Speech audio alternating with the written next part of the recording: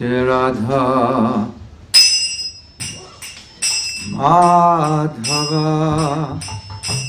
Kunja Vihari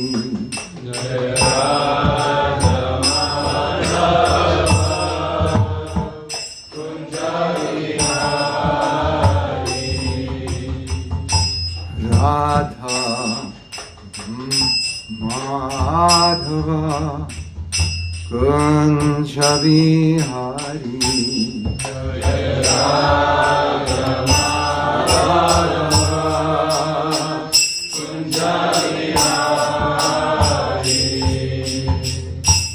Gopijana Vallabha Giridharadhari Jaya Gopijana Vallabha Giridharadhari Jaya Gopijana Vallabha Giridharadhari Jaya Gopijana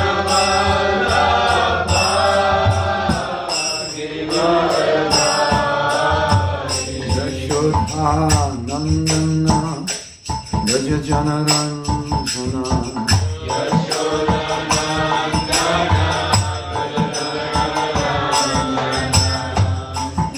Shodhanandana Raja Janaranjana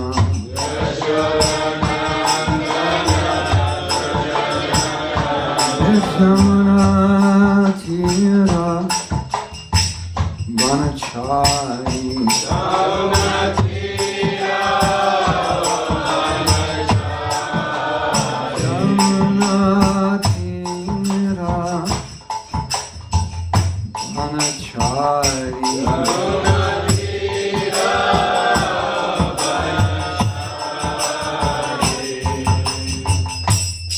Radha Madhava Kunja Vihari Jaya Radha Madhava Kunja Vihari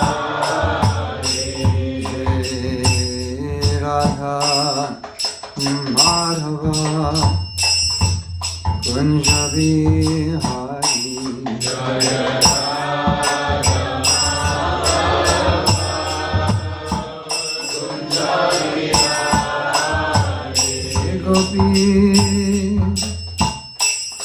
Jana Vallabha Giridharadhari Jaya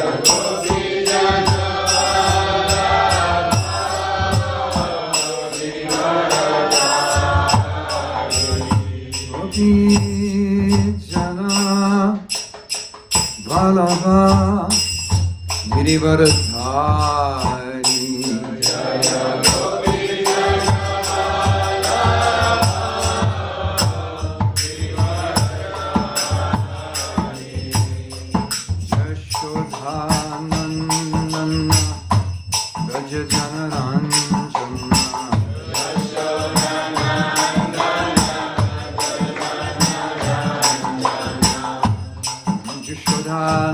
Nandana Raja Janaranjana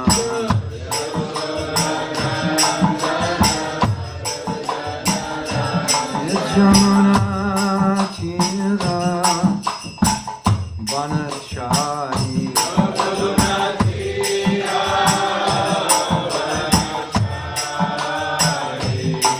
Jamana Tira Banachari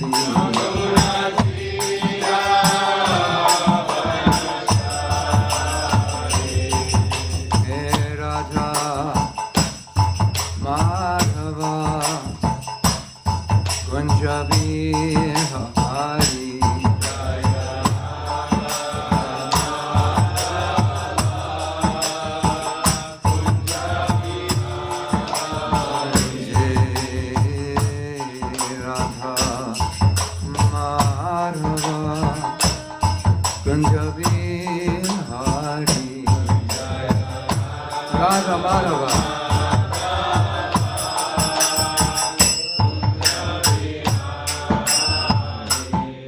Shri Radha Madhava ki jai. Shri Radha London Ishara ki jai. Grantaraj Srimad Bhagavatam ki jai. Taigo Premanandi Hari Hari Bo.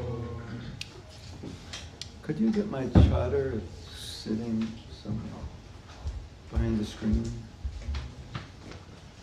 Om Namo Bhagavate Vasudevaya. Om Namo Bhagavate Vasudevaya. Om Namo Bhagavate Vasudevaya. Om Namo Bhagavate Vasudevaya.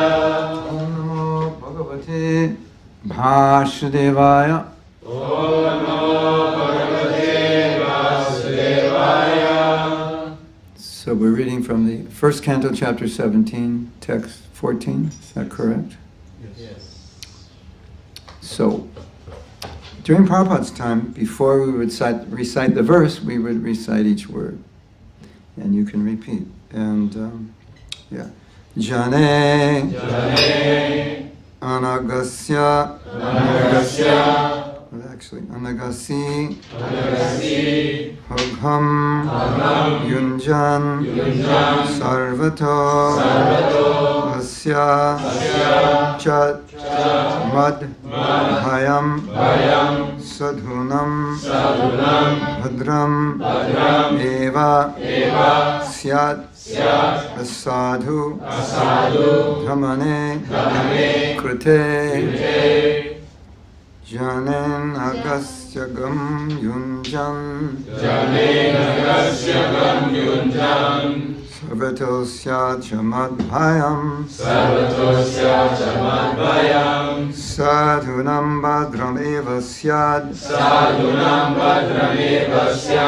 Asadu Dhamane Krite,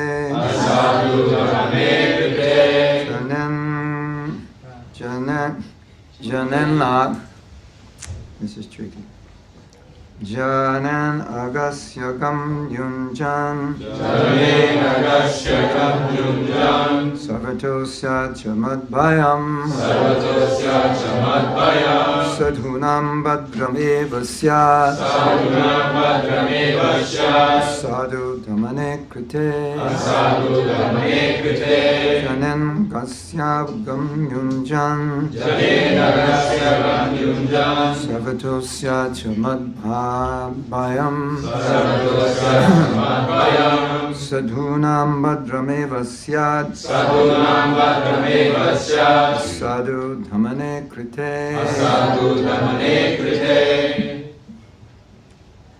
Jane Nukasi Agam Yunjan,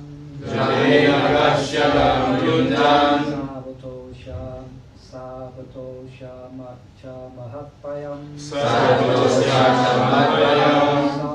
Bhatrameva Syat, Sadhu Dhamane Krite, Jane Nagasya Gam Yunjan, Sarvatosyam Chamadbhayam, Sadhunam Bhadrameva Syat, Sadhu Dhamane Krite,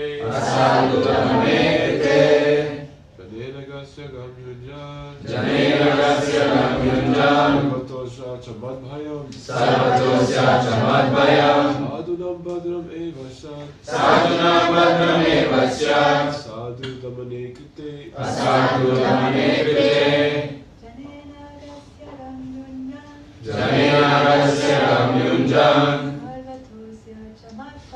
Sarvatosya Chamadbhayam, Sadhunam Bhadrameva Syat,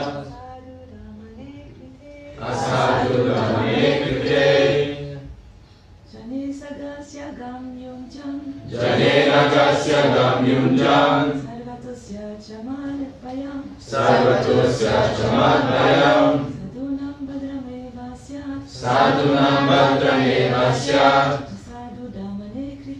Sadhu Dhamane Krite. Anyone else? Word meanings. Jane, Jane, to the living being. to the living beings. Anagasi, Anagasi, those who are offenseless. those who are offenseless. Agham, sufferings. Sufferings. Yunjan, Yunjan, by applying. by applying. Sarvataha, Sarvataha, anywhere and everywhere. anywhere and everywhere. Asya, Asya, of such offenders. of such offenses. Cha, Cha, and. and Matbhayam, Matbhayam, fear me. fear me. Sadhunam, Sadhunam, of the honest persons. of the honest persons. Bhadram, Bhadram, good fortune. good fortune. Eva, Eva, certainly. certainly. Syat, Syat, will take place. will take place. Asadu, Asadu, dishonest. dishonest. Dishonest miscreants. Dishonest miscreants. Damane, Damane, curbed. curbed. Kote, Kute, being so done. being so done. So I'm assuming this is Parikshit Maharaj, right? And who is he speaking to? The bull? Translation: whoever causes offenseless living beings to suffer must fear me anywhere and everywhere in the world. By curbing dishonest miscreants, one automatically benefits the offenseless. So we can repeat. Whoever causes offenseless living beings to suffer Whoever causes offenseless living beings to suffer must fear me anywhere and everywhere in the world. must fear me anywhere and everywhere in the world. By curbing dishonest miscreants, By curbing dishonest miscreants, one automatically benefits the offenseless. one automatically benefits the offenseless. So before I read the purport, I have to give some background information. The main thing to know, understand, is that the purport we're about to read was written before ISKCON existed. So it's a different context that Prabhupada's in. He doesn't have a movement. He's in Radha Damodar Temple in India. He wants to translate Bhagavatam to bring it to the West. So he does have, the conception of the idea of a world movement, but it doesn't exist in any practical way. So that's one point. And what you'll find in later purports of the Bhagavatam, Prabhupada is relating things that are going on within ISKCON, within his purports. You may not always understand it. Sometimes it's obvious, sometimes it isn't. But one example was a sannyasi who could maintain his sannyasa. He remarried and Prabhupada said it was okay. And there's a purport. You may know the purport in the Gajendra Leela. And Prabhupada said you have to fight from Maya, from a platform in which you're strong. So Gajendra, the elephant, couldn't fight in the water. So that was coming from that incident where he allowed a sannyasi to get married. He said, it doesn't matter, sannyas married, the main thing is service to Krishna. So there were so many things that were contextual to ISKCON. This is not contextual to ISKCON. There is no ISKCON. So one thing that's important, another bit of information, backstory, which will help us make sense of this purport, is that Brahmananda Prabhu said that when Prabhupada was first in New York, Brahmananda was one of the first devotees, and he said Prabhupada wanted to meet the Rockefellers and the movers and shakers, so to speak. That was on his mind. And so when we read the purport here, we're going to see, you'll read it, and it's addressing leaders. So we're reading it, and none of us are leaders of, we're not politicians, we're not ministers, we're not kings. Probably none of us are like super influencers. And this purport is really addressed to them. So sometimes it's confusing when you read it, like, what's this all about? But this was in Prabhupada's heart, in his mind, that he wanted to influence the leaders, because when you influence leaders, then massive peoples, masses of people can be influenced. And if you look at history, how religious movements spread, there are incidences or instances when leaders became converted to a particular faith, and then the whole kingdom became, like in Manipur, or Maharaj Ashoka supported Buddhism, and what was it, the Council of Nicaea, what was it? I forget his name, one king. He propagated Christianity. Anyway, that's how it works. So that's what was on Prabhupada's mind. And his intention when he came to America was to influence the leaders. His intention wasn't to speak to hippies. That was what came. As you know, if you have no branding, then how are you going to meet these leaders? You're just a sadhu newly arrived from India. Nobody knows you. So he wasn't able to meet those kinds of leaders. Later on, as the movement became successful, he did meet some of those leaders. But you can see he wrote a letter to the Pope. When he was in India, he had access to leaders. Anyway, so that's the context. We can see Prabhupada, we can imagine Prabhupada sitting in Radha Damodar temple writing this, and he's thinking about leaders of the world, how they need to take up Krishna consciousness. So that was always Prabhupada's mood. The world needs Krishna consciousness. And so you'll get that sense when you read this purport. It'll make more sense to you. Purport. Dishonest miscreants flourish because of cowardly and impotent executive heads of state. But when the executive heads are strong enough to curb all sorts of dishonest miscreants in any part of the state, certainly they cannot flourish. When the miscreants are punished in an exemplary manner, automatically all good fortune follows. Wow. As said before, it is the prime duty of the king or the executive head to give protection in all respects to the peaceful, offenseless citizens of the state. The devotees of the Lord are by nature peaceful and offenseless. And therefore, it is the prime duty of the state to arrange to convert everyone to become a devotee. So there you see what is in Prabhupada's heart and what's in his mind.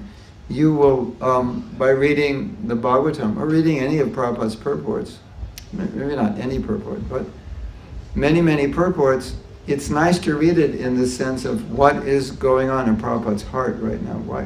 What is he talking about?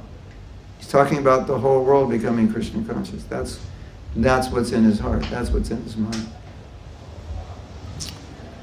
Srila Bhaktisiddhanta Saraswati said something extremely powerful and beautiful. He said, my goal is to create a temple in the heart of every human being. So, what's the goal of the Krishna conscious movement? To open 8,340 million temples. That's our goal. And I was thinking of this on the way over here. As I was watching people walking, I was thinking, Krishna's in their heart, but they don't have a temple. So Krishna's sitting in their heart, kind of, they don't know it. Krishna's in their heart, being neglected. They need to build a temple in their heart and worship Krishna. Right? So when you see a person, you can think Prabhupada's desire, Srila Bhaktisiddhanta's desire, is that person's heart becomes a temple. So not just as Prabhupada wanted, before he left this world, wanted to create 108 temples. Those are physical structures, but then 8 billion temples also in the heart of every being. So why is this important? Because we want to understand, and you could say we need to understand the mission of ISKCON, and the mission of ISKCON it was really a manifestation of the heart of the pure devotees, and specifically Prabhupada's heart. And so here you get to see how Prabhupada is thinking. If you read some of Prabhupada's pre-ISKCON letters his communication, in one letter he said, my mission is to make everyone in the world Krishna conscious. So the same idea, build a temple in everyone's heart. That's what Prabhupada's thinking. If we could make this Oxford Street Krishna conscious, that would be like huge, right? Like every store owner and every person who works here, they become devotees. We'd be like, that would be all over ISKCON news, right? The first street in the world that has become Krishna conscious. But Prabhupada's thinking the whole city of London, the whole UK, and the whole world. And it's also important to understand, why is Prabhupada thinking that way? And this is powerful and this is interesting. Now you can say that the heart of a Vaishnava is full of compassion, and that's why he's thinking that way, and that would be the correct answer. But then you can also say, because this is how Krishna is thinking, and therefore the pure devotee thinks as Krishna thinks. So Krishna wants everyone to be Krishna conscious, so his devotee wants everyone to be Krishna conscious.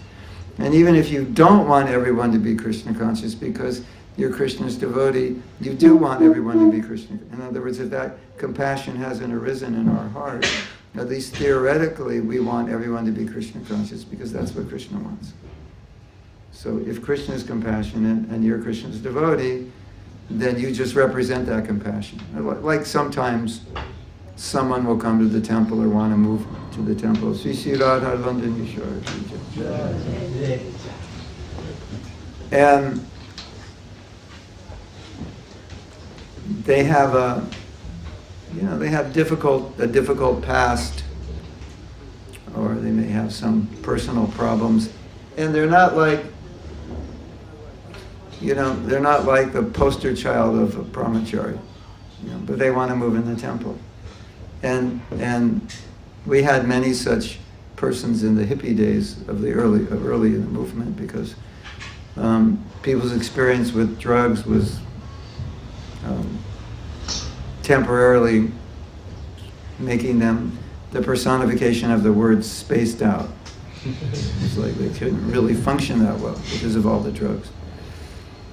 And we let them in the temple, and of course, if they were creating a super disturbance, or just kind of not able to function well, we wouldn't. But in general, we would allow them to stay, because we understood that was what Prabhupada wanted. He was just merciful. He wanted to give Krishna consciousness to everyone. You may know this story. There was a man coming to the temple before I joined, when I was a few months before I moved into the temple. There was another man coming to the temple, a little older than me. I was 19. He was probably like 24. Seemed quite old. It is, right? When you're 19, 24 is like another yuga or something. And he was pretty serious. He was coming in a dhoti, wearing tilak. I wasn't that evolved yet.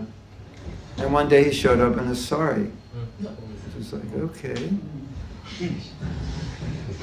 Maybe today that would be less shocking. Well, it was kind of not so common then. And then a few days later he would show up in a dhoti. But we knew Prabhupada's mood. So it was like, and then the temple president wrote a letter and said, Prabhupada, what do we do? And he said, just tell him to decide. He could be a man or a woman and do Krishna consciousness. So that shows a little bit about Prabhupada's heart, doesn't it? Like he was, it's like we want everyone to go back to Godhead, no matter what. There was another devotee. This devotee must have taken a lot of LSD, because it took him all day to finish his rounds. It was really, like the incarnation of spaced out. You could imagine how spaced out. I mean, that's all he did was chant, and it took him all day. And so it's like, can you allow someone to live in a temple and they do no service, they eat prasadam, they take up 6 feet on the floor, you have to supply them with dhoti and, shoes and socks and so many things. And they wrote Prabhupada, said, what should we do? Should we ask him to leave because he can't do service? Now, today things may be different, but anyway, just as an example, Prabhupada said, if all he can do is chant 16 rounds, just let him do that. And from that, all these people, they progressed. But the point I'm making is that was like standardized in our movement, that you would just be very merciful because that's what Krishna wanted, what Mahaprabhu wanted, and therefore that's what Prabhupada wanted. So he was representing that. So how could we not represent that, even if we're not merciful? And so sometimes this devotee would, be like creating a little problem. And you say to the president, he's like driving everybody crazy in the ashram. But we don't want that. But sometimes, if we saw the devotee was sincere, it's just, he was kind of damaged from his past, but he was trying, then we had a name for that. Who knows the name for that? Prabhu, he's a mercy case. Just let him stay, he's a mercy case. He's serious, he's sincere, he's trying. You don't have that here? Mercy case? You do now. Yeah. So, Dayamore has spoken correctly. We're all mercy cases, so we have to, we're tolerant. So, the importance of this, of what Prabhupada's saying in the purport, is that Prabhupada is representing the mood of Krishna. This is not something Prabhupada is just representing, but he's also feeling it, because as a pure devotee, compassion manifests fully. So he feels the compassion of Krishna. Even, it may have been Vishwanath Chakravarti Thakur, said something interesting. He said, even the devotee feels compassion more than Krishna, because Krishna doesn't have a material body, so he doesn't know what it's like to suffer in a material body. Which is interesting. I mean, you can say Mahaprabhu didn't understand Radha. He knows everything, but he didn't understand Radha. So we can say, how is it that Krishna doesn't know the suffering of the conditioned souls? Well, he does, but still, we are in a body, and Krishna says, you understand the suffering of other people by your own suffering. So Krishna never had the body to understand what it's like to actually experience what it's like. So when you see any person walking on the street, you can understand that any anxiety, any suffering that you've had, more or less, they've had it also, right? They've had heartbreak, they've had stomach aches, they've been yelled at by their best friend or their lover, they've probably injured, cracked some bone, broken it, fractured it, or sprained something, isn't it? They've all, been in situations where they've been in extreme anxiety about something, maybe for days, months, like that.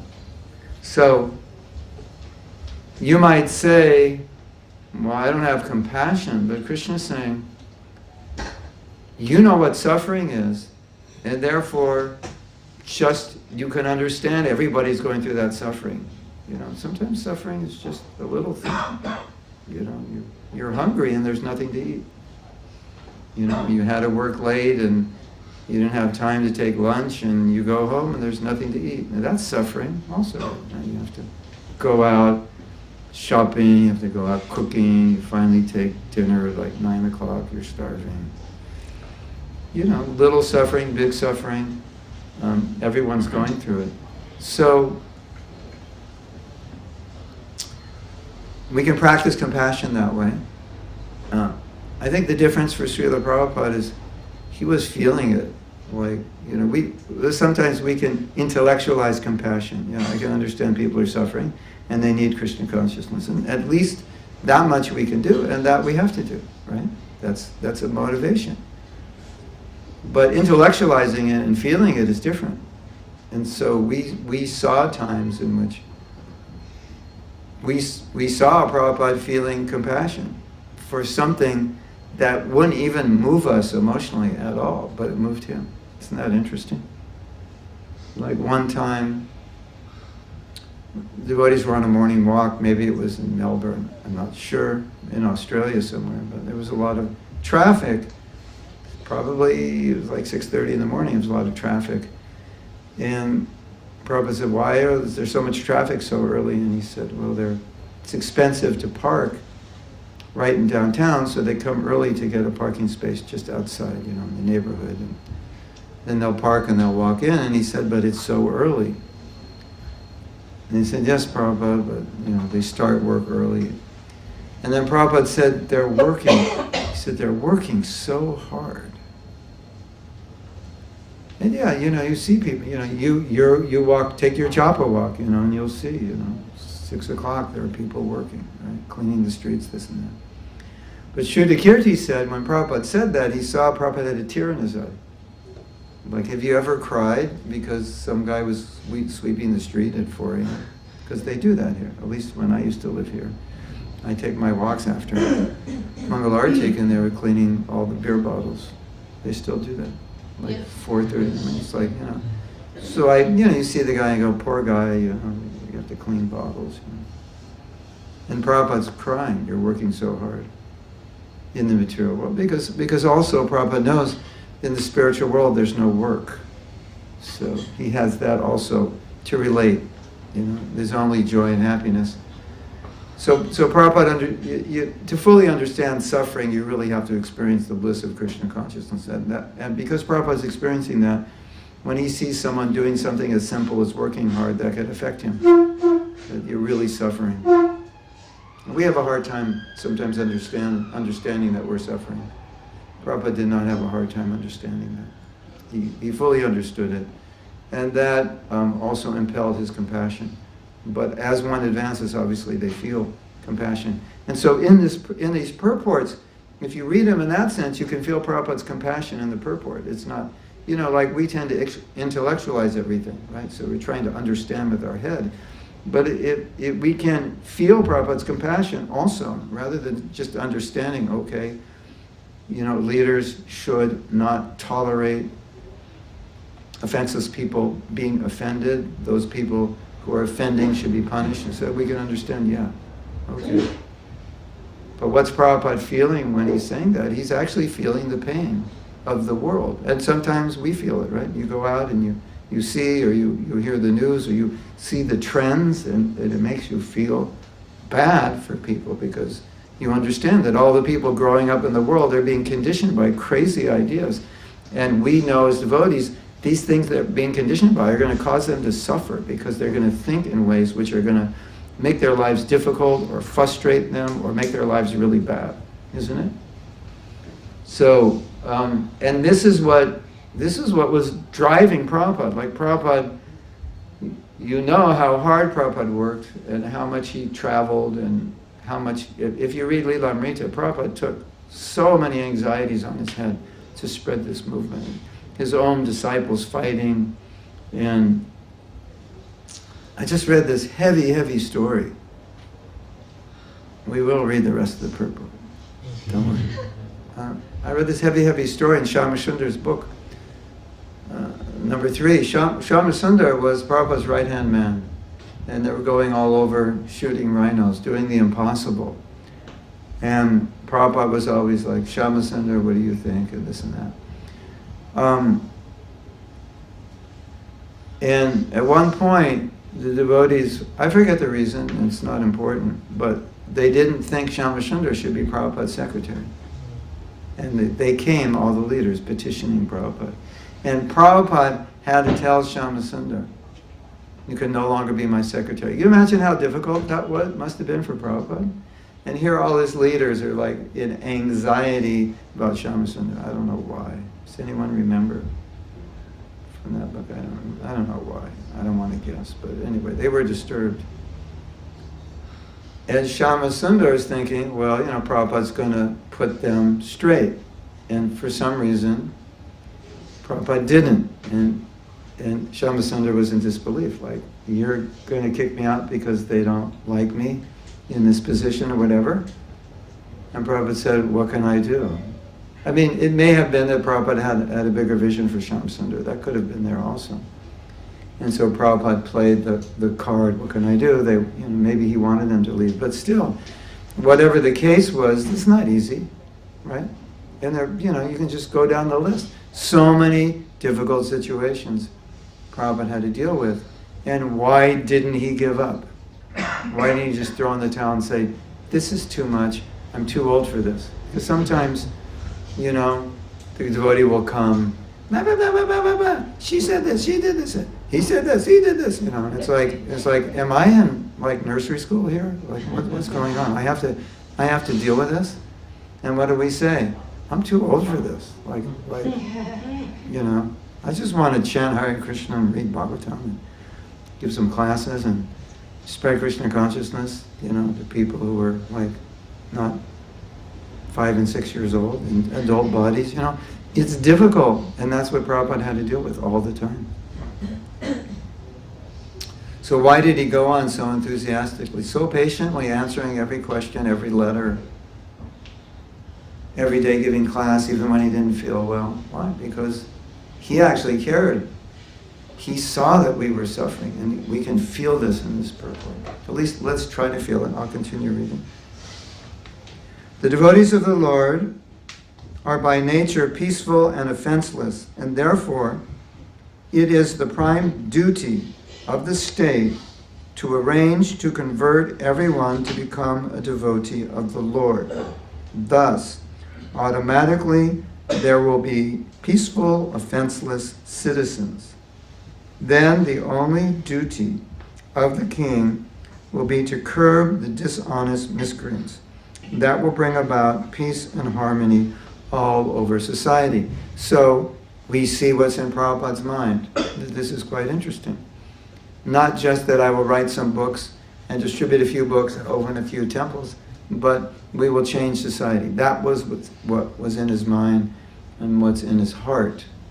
And therefore, that has to be in our mind, and it has to be in our heart. We want to be synchronized, aligned with what Prabhupada wants. Now, you might say, but I'm just a little devotee, so what can I do? How can I change the world?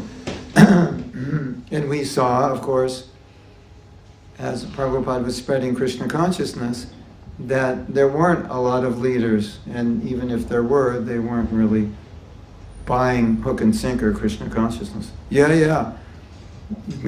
The Queen got a Bhagavad Gita, I think.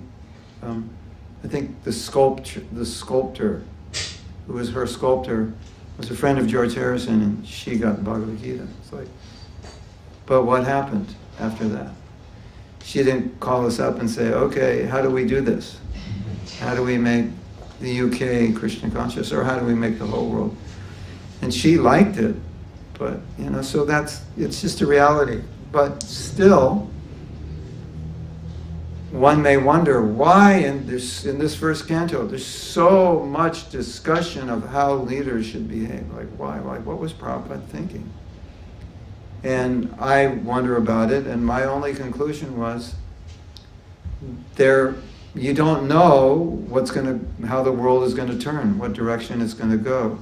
And if it goes in a direction where leaders are like, okay, we blew up the world, we need a new paradigm, well, here it is. That could happen. I mean, we don't know. We never thought the Soviet Union would ever become a free place. We never thought we could spread Krishna consciousness there. We never thought we could do it in China. So many things we never thought. And at the same time, we can say, okay, we can apply this in our own life. We want to protect the offenseless. That's our duty, right? We never want to offend anyone. We are good at offending. We have a lot of practice before we were devotees, offending, criticizing, being, right? Just, making jokes at others' expense and so forth. And men are not raised to protect women in this age. we're not even raised so much to care for our parents. So we can take it that way also.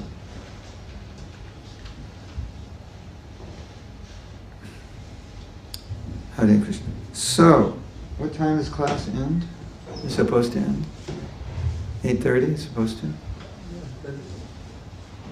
I know. When you only come once a year, you get extension. So I'll make sure not to come too often.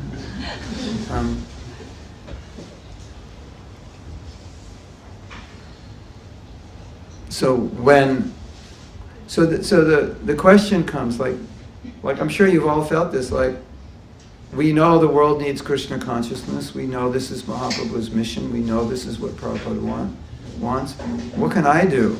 Like, I'm just a little conditioned soul trying and struggling myself to be Krishna conscious. Like, what can I do? Well, I'll tell you a story. This is encouraging. This takes place probably when you were all in another body, most of you. So, it was like 1971. Like most of you were like, before you're born, everything before you're born is like, doesn't exist in your mind, right? Because you never saw it. So, but there was a 1971, for those of you who weren't there, and I was there. And we had a devotee, this is in Vancouver, Canada. If you just go west, the same latitude, pretty much you end up in Vancouver.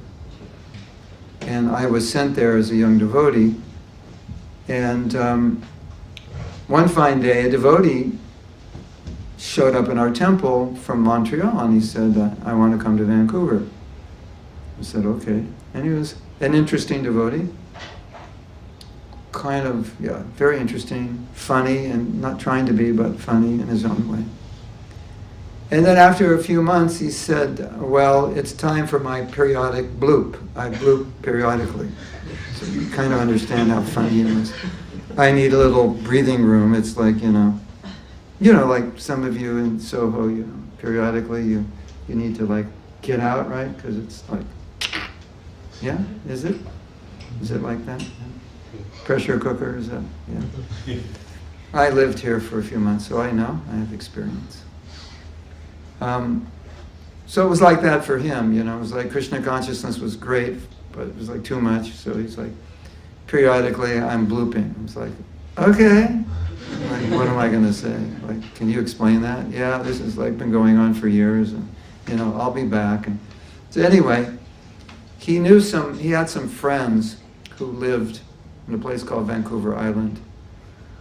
And you have Vancouver, and then you go over, I think they call it the Georgia Strait or something, and you take a ferry, and you're on this place called Vancouver Island.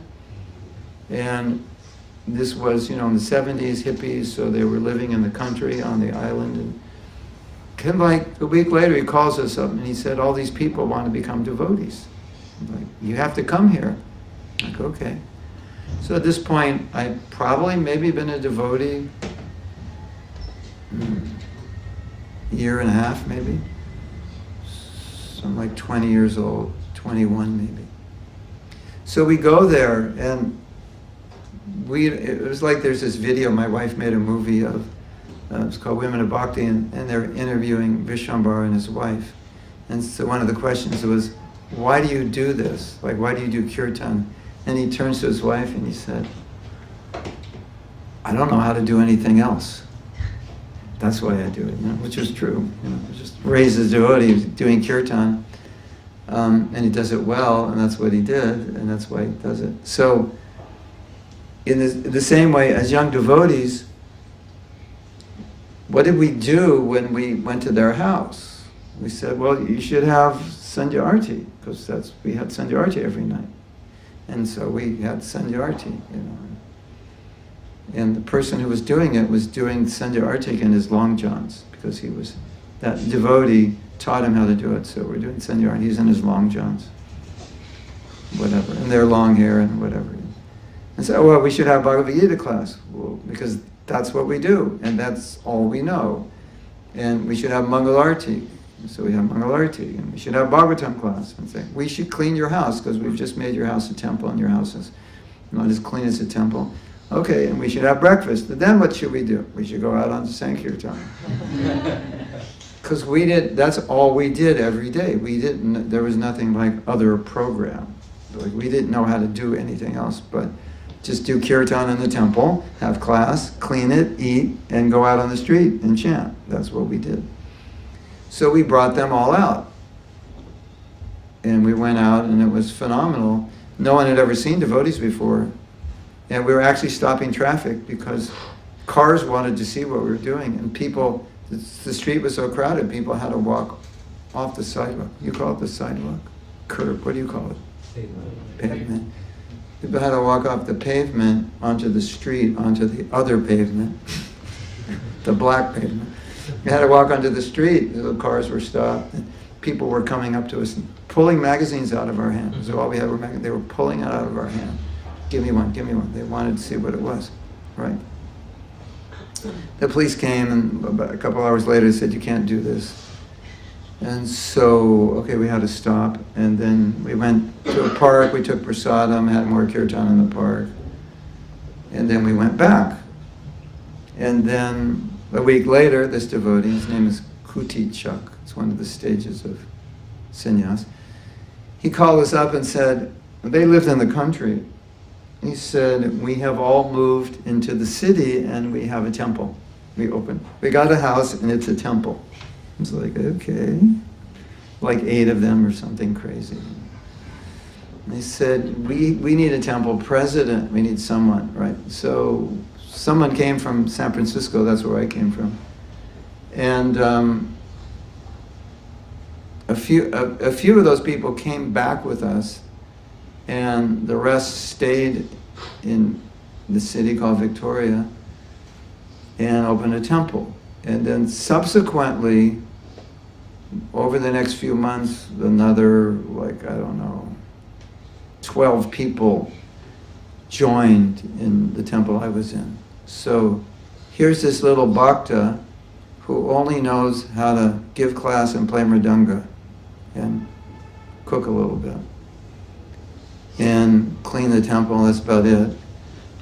And he goes, he's sent, take charge of this temple. Like, what do I know about running a temple?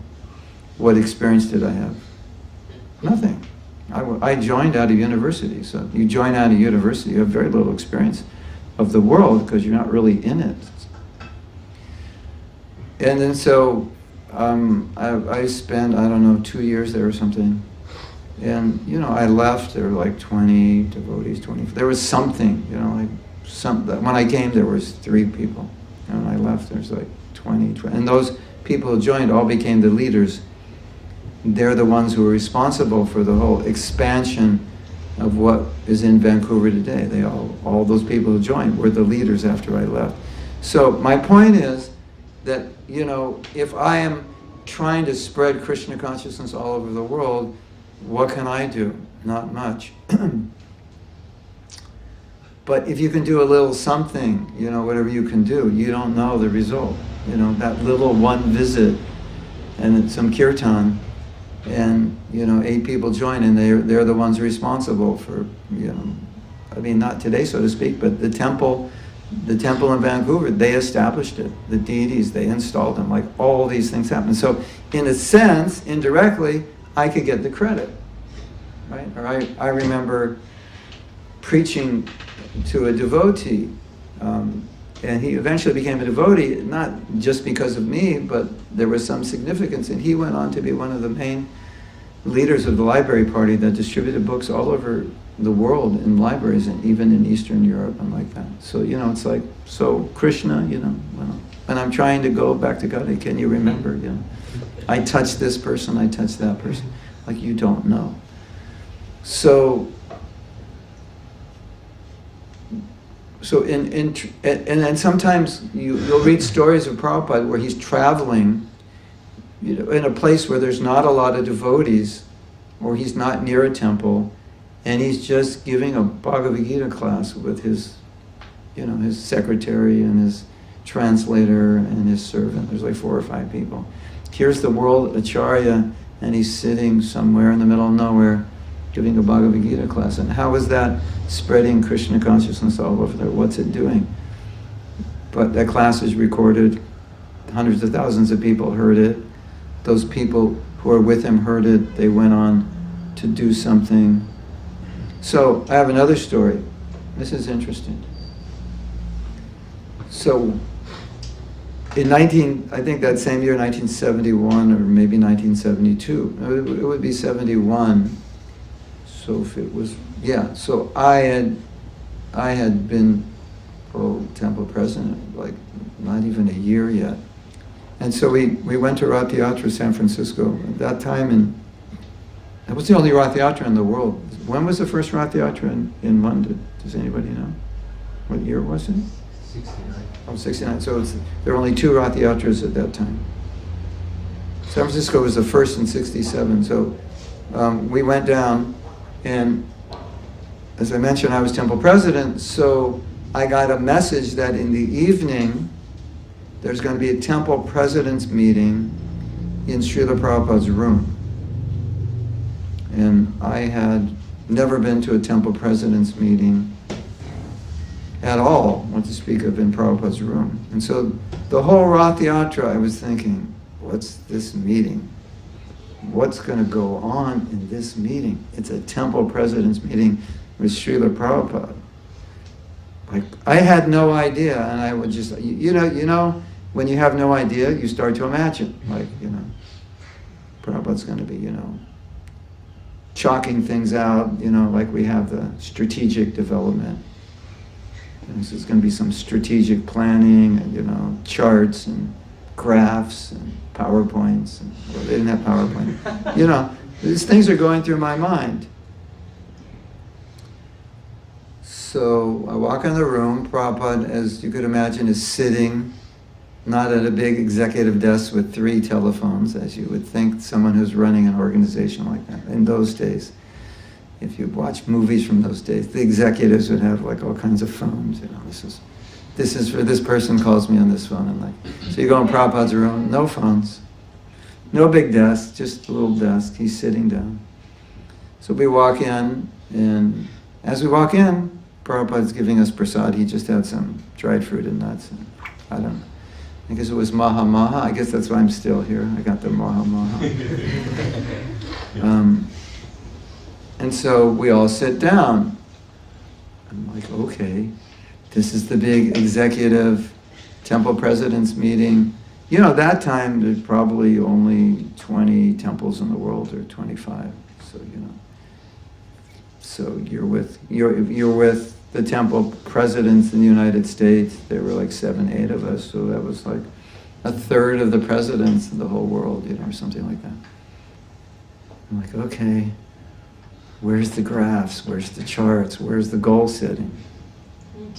And Prabhupada starts preaching to us. He said, so we should preach Krishna consciousness. We should spread Krishna consciousness.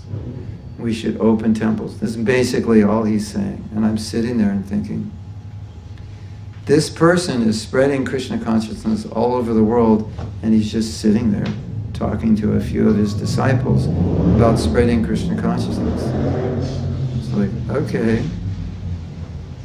No phone calls, no charts, no assignments, no goal setting.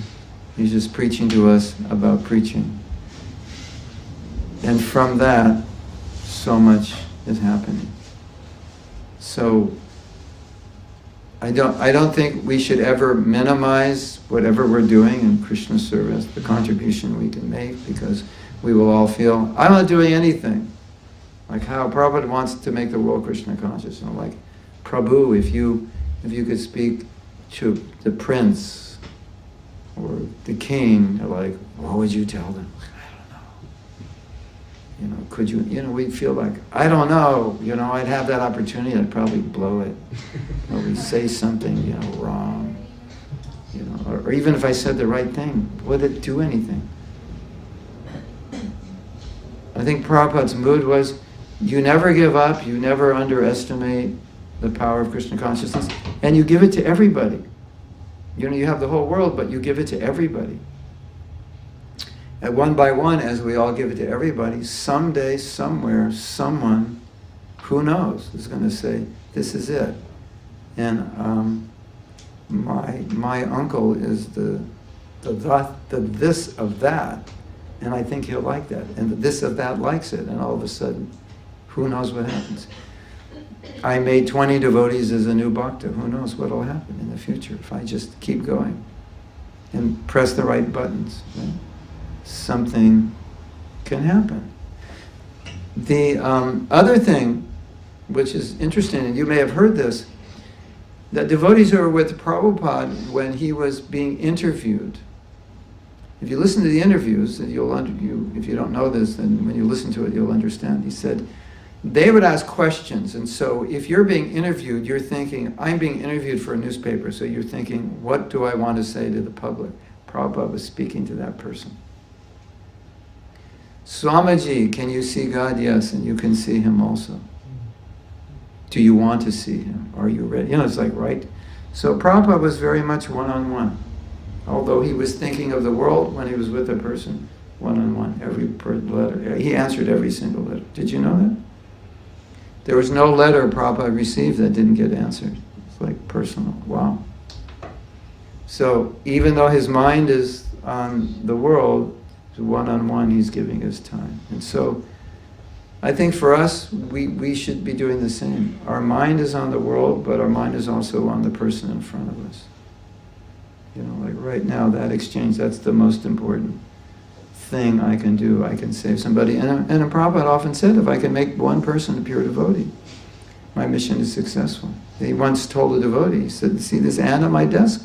If we can make him Krishna conscious, that will be the success of my mission. So Prabhupada had both things, you know. We'll make the world Krishna conscious, and we make one ant Krishna conscious. So both things are successful. So we do our best according to our capacity.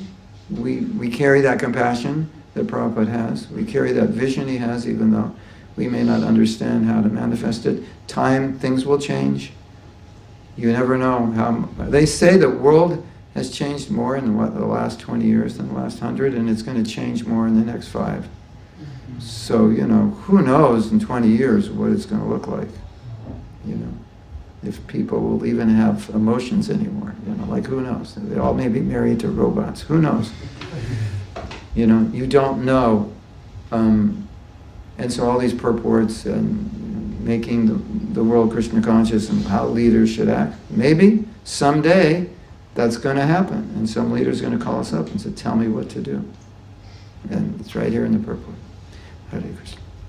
Srila Prabhupada ki jai. So I guess we have time for questions, comments.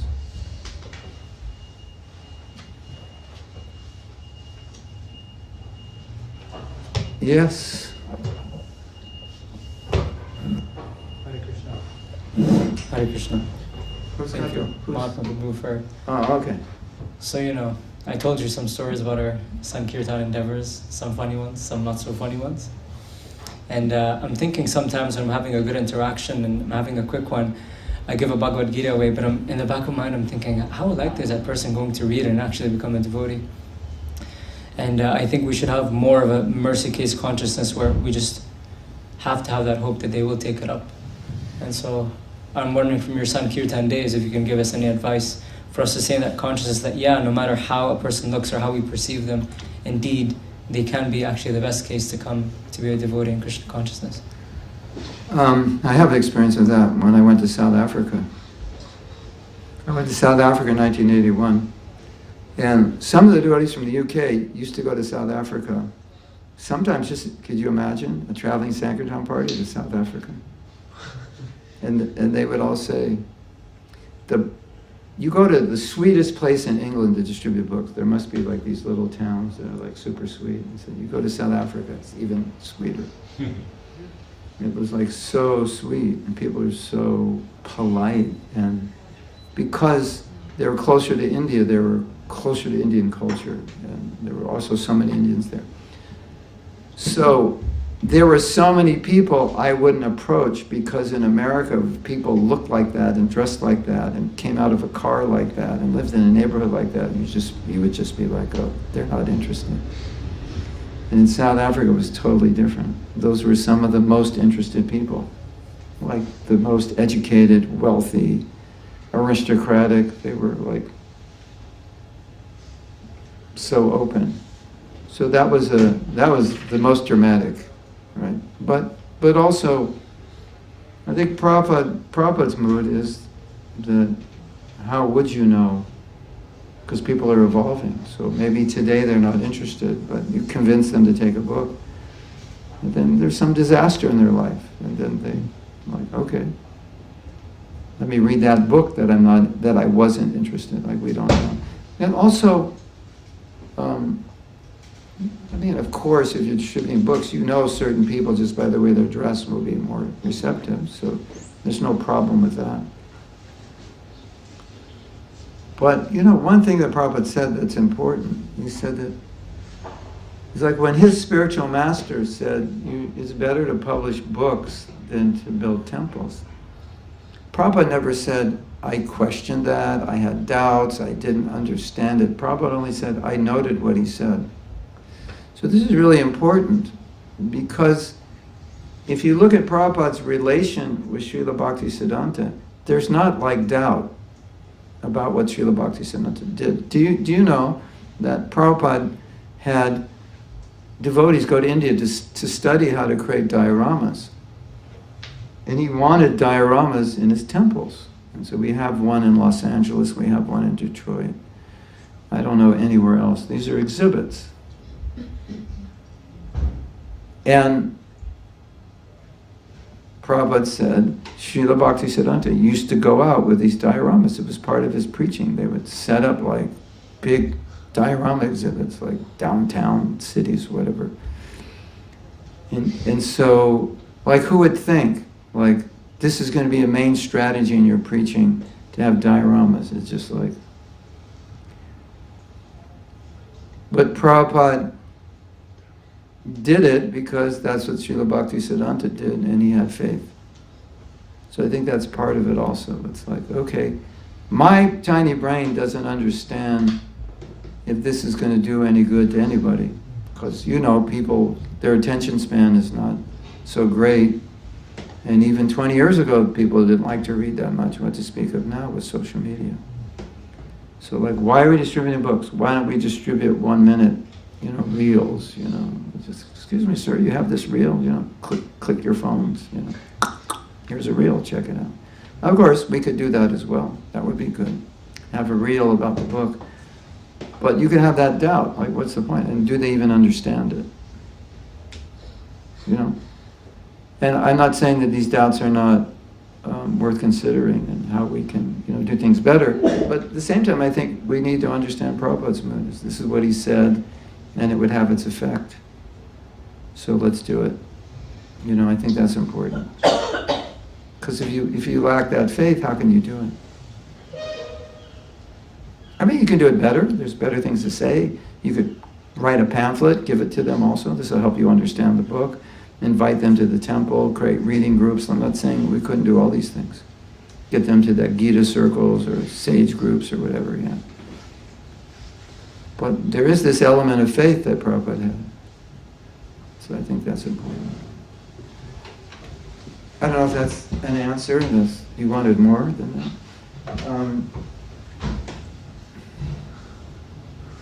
Yeah. Well, I have a story. When I was a young devotee, we were distributing books in airports. That was the main place in America. So lots and lots of businessmen, and I found these businessmen were the most difficult people to distribute to. So we would always look for the young people who looked kind of alternative. We would look for military men because they were kind of naive, innocent, simple, and if they're at the airport, it means they probably just got paid.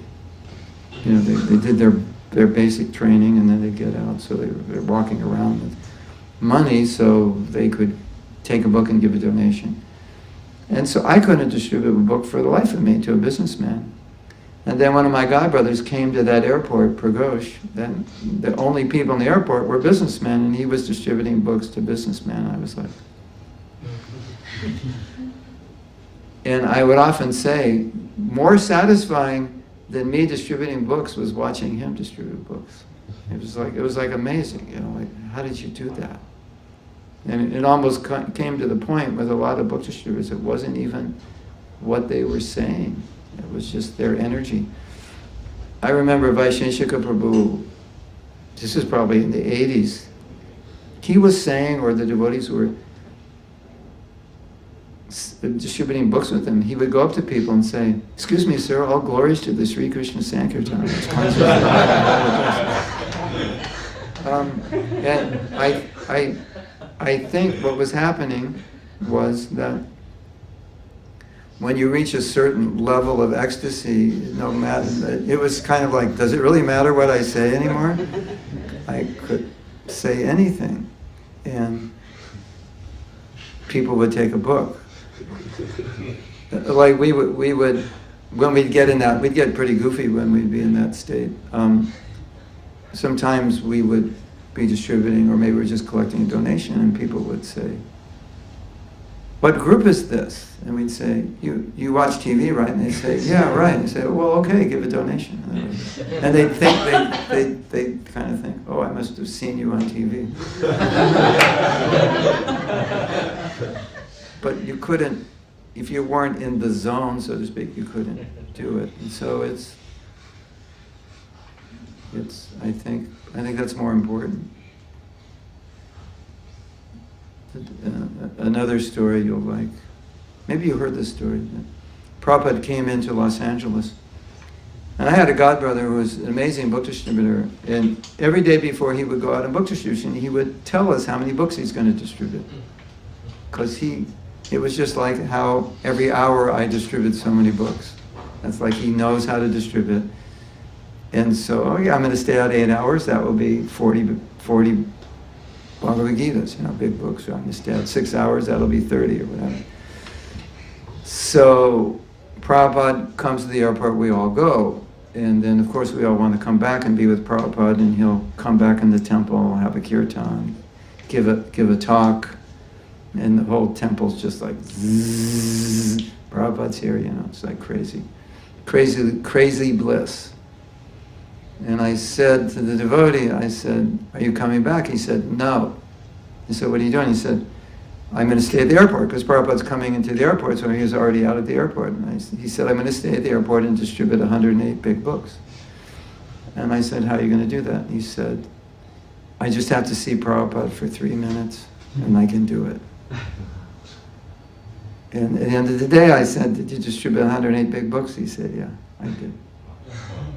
So you could imagine, you know, you're distributing on Oxford Street or wherever, and Prabhupada walks down the street. You'd probably distribute a few more books, wouldn't you? I was on Harinam, and we heard Prabhupada was going to go out and check us out. So we're in Harinam, in Hollywood, California, Los Angeles, and Prabhupada drove up in whatever, he had a big Cadillac or something, I don't know. And then he just parked right on the street, you know? Well, he couldn't park, but he stopped there, the car, and he was just watching us do Harinam. Can you imagine? Prabhupada just drove up to you. So I think we all know this, you know. It's the inspiration, it's the dedication, it's the tapasya of doing it day in, day out, you get Shakti. If you do it day in and out, you live an austere life, then you have power. I mean, who can stop a force of people who are chanting 16 rounds and following the 4 principles? There's no force like that exists out there. You know, it's pretty powerful, isn't it? What to speak if you take a cold shower. Ooh. Then you really have Shakti, you know. Is that okay? Fantastic. So who's going to buy the books? We have many boxes over there. So. Yeah. Another question? Yeah. You mentioned that you were surprised when you went to South Africa in 1981 everyone how easy it was to distribute books there. Now that was during the apartheid period, and Yeah. they had segregation. Yeah. Did you go to Bantustan homelands, or where did you distribute books? We distributed books mostly in this market where everybody went in Johannesburg, and I don't remember the name. The preaching in Soweto came after I left. We had well, you know, because of apartheid, if you had a temple in Indian area, only Indians could live. We had a temple in a white area, so only white people could live there. We snuck a few Indians in. At that point, we were not preaching to black people. And of course, they couldn't stay in the temple because they had to stay in the black area. They had to leave.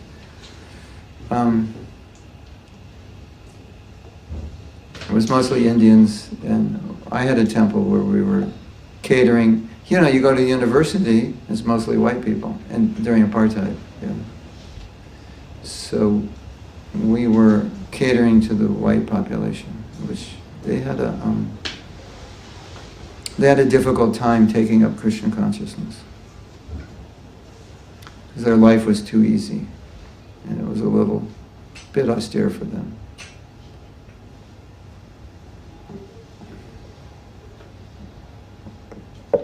But the interesting thing, and this is not politically correct, but Prabhupada liked apartheid didn't like all of it, but he liked it for the fact that the Indians lived in their own neighborhood, so their culture remained intact. It was like preserved. So when he saw that, like if you're in South Africa and there are Indian areas, and so only Indian businesses and only Indians could live there. And so the culture, it was pretty much like being in India. The culture just remained intact because it didn't mix with the outside world, so he liked that. And in Vedic times, they had neighborhoods for Brahmins and then Kshatriyas, you know, so it's like they did have apartheid, you know. You did join a movement that does support apartheid. Did anyone tell you? But it didn't support oppression. That's the difference. But it did support segregation in a way that actually worked, which is, you know, it's hard for us to understand how that would work, but anyway. Did I disturb anybody by saying that? I'm sure I did.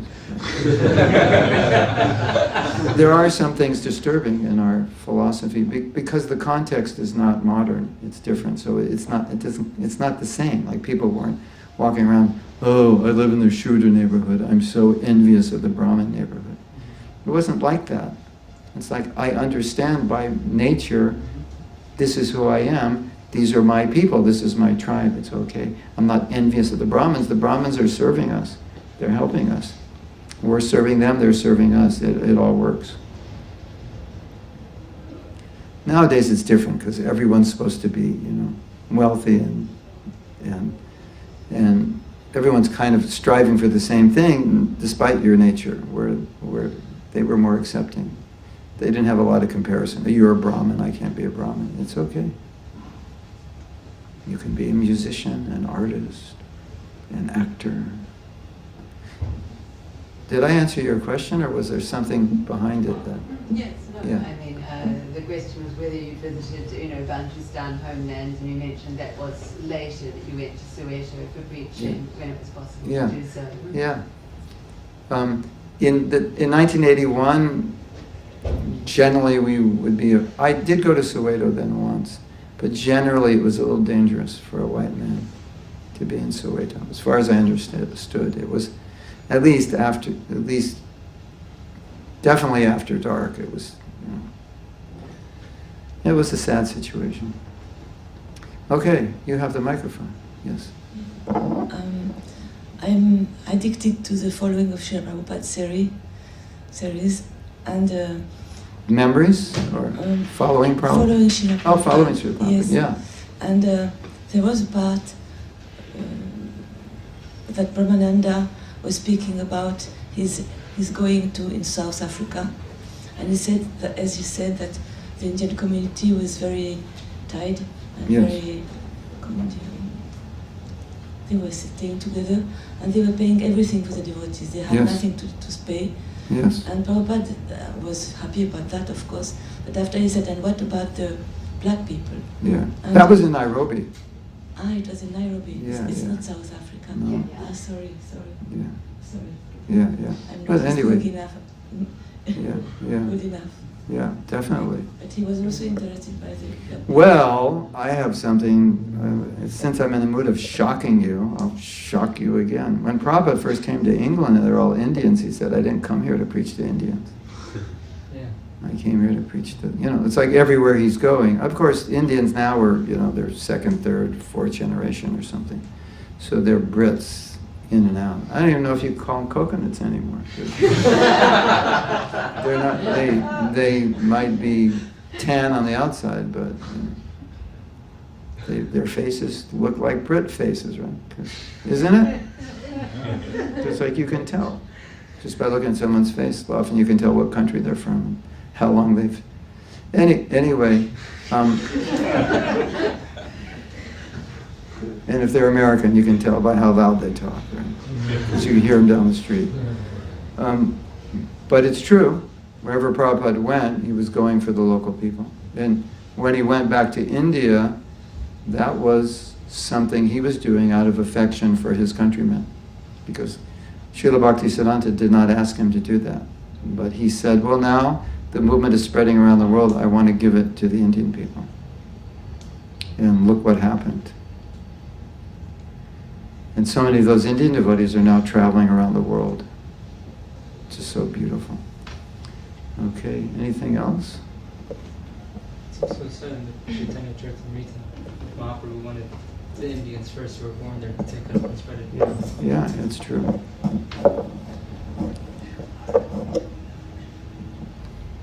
No more questions? Yeah, we have.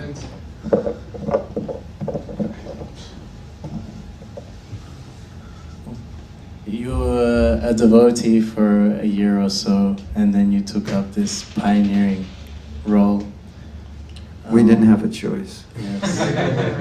Everybody did, yeah. So, for us that have joined later and been in the movement 10, 15 years, it's exciting to want to do such a thing, take some responsibility or leadership or even pioneer. But it seems like, personally, I feel restricted, and I need to go through many levels of authority to see if it gets blessed or not. So Well, I could tell you something really that may inspire you that's happening in the United States.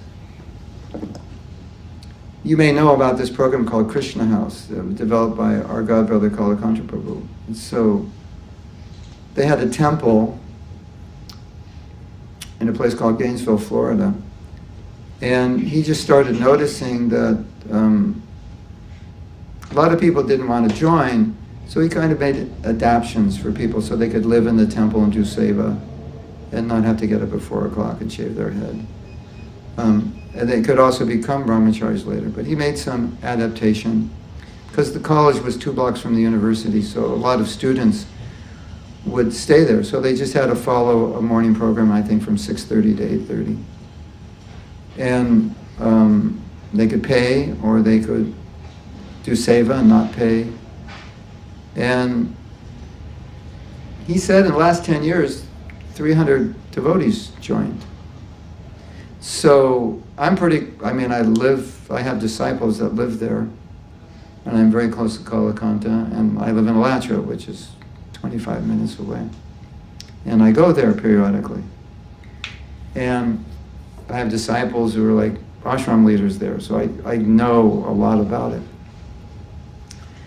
And what they have done, what Kalakanta Prabhu is doing is exactly what we did in the early days. In the early days, if you've been a devotee like a year and a half, you would go off with a couple devotees and start a temple somewhere. You'd find a little house or a storefront or something. So he is encouraging temples around America, even around the world, to open Krishna houses, which are just facilities, either houses or facilities where people can stay, and they have that program. So they've got maybe like 5 or so. I'm not up on it in America, but because I'm so close to it, I know what's going on. And periodically, people who would join in Gainesville, that's like the main training area, they're like, if they've been a devotee like a year or two, they're sent to start a Krishna house. Usually it's because the temple has a place and they need a leader. So they call them up and say, we have a house. He'll go look at it and say, okay, it's big enough, it's good enough. And then he'll send somebody. And these are young devotees. We just had a conversation with my disciples a couple of days ago that they were asked to go to open a temple, open a Krishna house. And another couple that I know is going to open another Krishna house. So they're all young devotees. Maybe some of them are opening after 2 years or so. Some even less. 1.5 to 3 years. So that's what Prabhupada did. And it's happening today, right now. And it's not such a big deal. Like when we opened temples, it was like, there are 4 of us, basically 4 brahmacharis or 1 grihastha and 2 brahmacharis.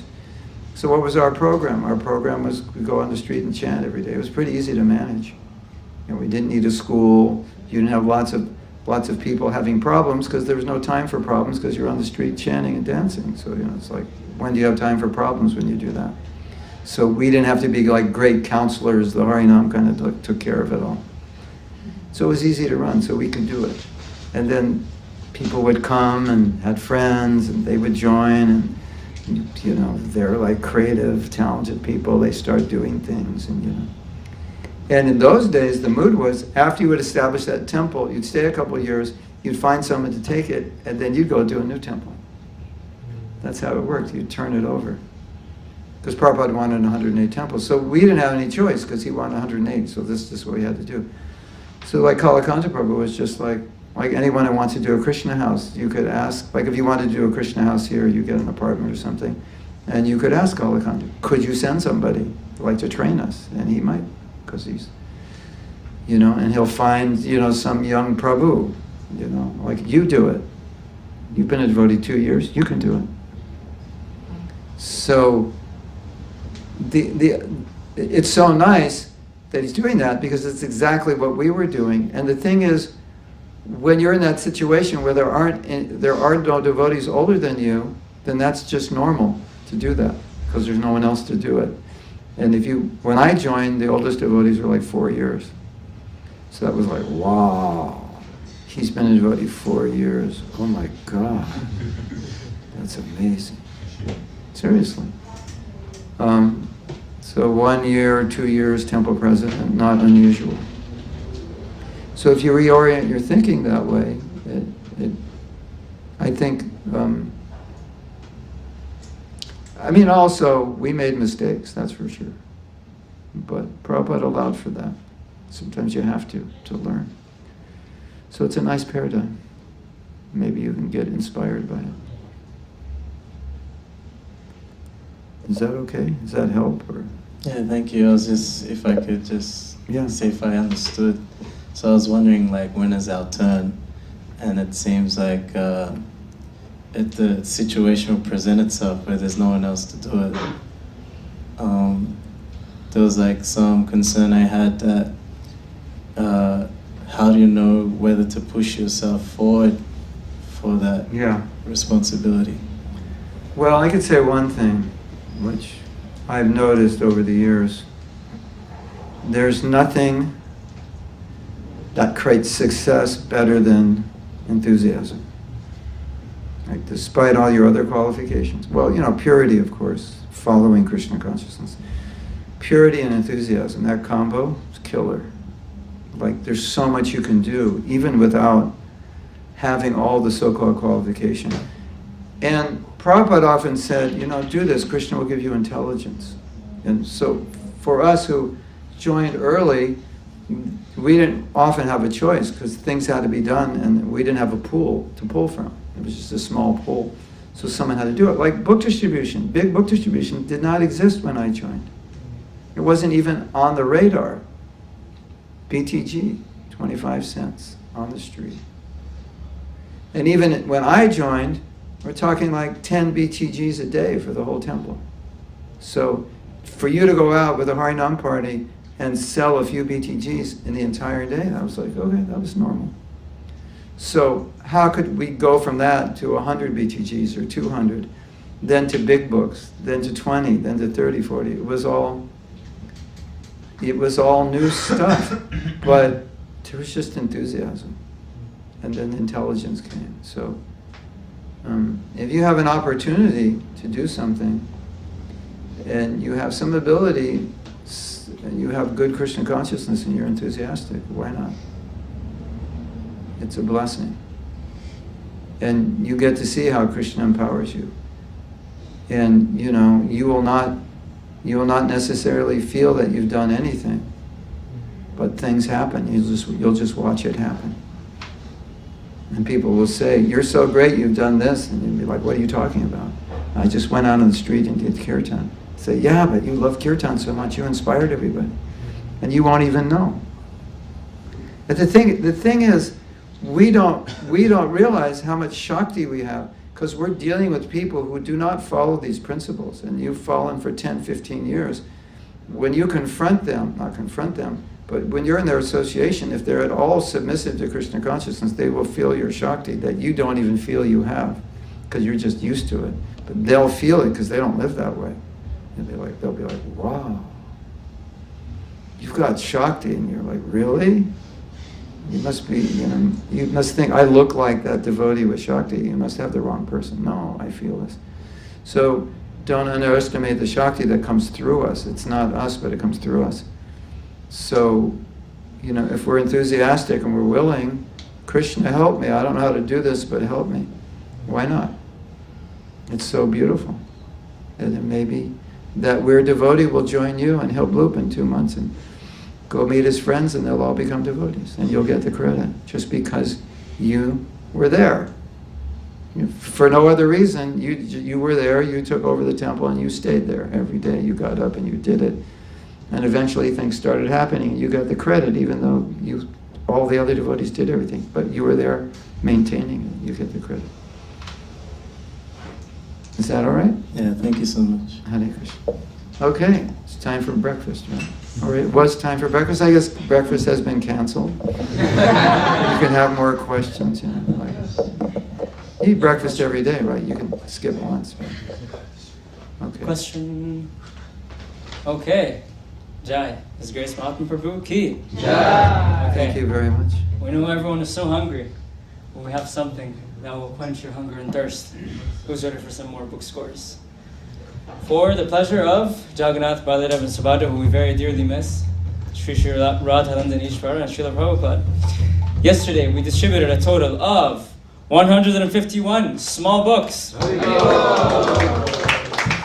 154 medium books, 9 big books, 46 Maha big books, and our dear fellow, very enthusiastic Bhakta Adam distributed 2 Srimad Bhagavatam sets to the same person. It's like, you don't have mercy? Take another one. Like, what are you doing? Take more. We're all a mercy case. It's like, I'm so fallen. That's fine. Just take another set. For a total of 362.75 book points. I don't know, we're doing decimal points now. And 1,637 Lakshmi points.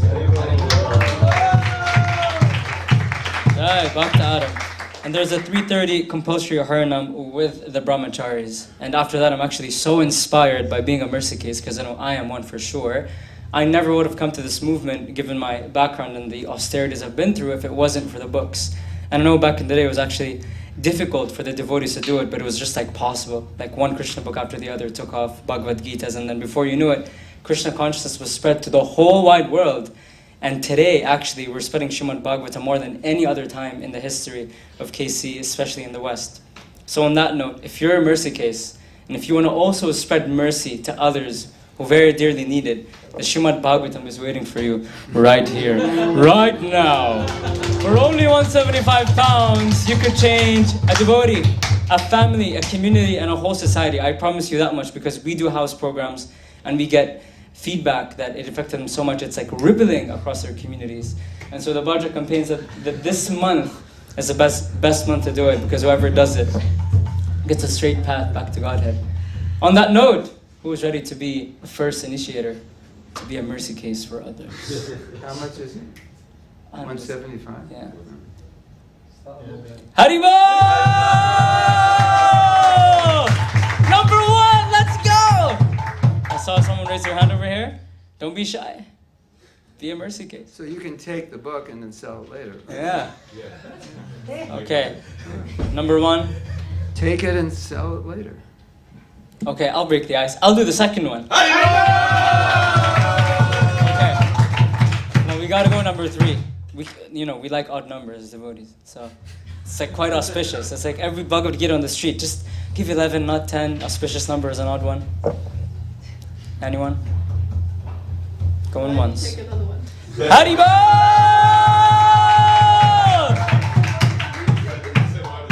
Oh. Yeah, might as well. Okay. Did you want to Srimad Bhagavatam set? Me? Yeah. I'll sponsor one. Haribo! Woo! Number 3. That's just so true. You just have to try it. It can work. Enthusiasm. Enthusiasm. All right, we need Enthusiasm one is more. contagious, right? It is. What? Who's the 4th? Yeah, well, it's 3, but... Okay. We need to go for... Well, let's be fair. 4th is like a multiple of 16, and that's pretty auspicious. So, like, we can try and end there. Come on, people. You can be a mercy case today. The more time goes on, the more embarrassed I feel. So... I see some faces that are thinking about it. They're like, oh, I'm thinking about it. Okay. Harinam Sankirtan Yagya Ki. Okay, so before you guys go, we went on a japa retreat this weekend. And actually, we just learned that we should connect with Krishna in His holy name. I know it sounds so basic, because often I think about breakfast when I'm doing japa, which is not the best. But now, after the japa retreat, I'm feeling great, invigorated, and actually... Now, after the japa retreat, I only think about dinner. Yeah.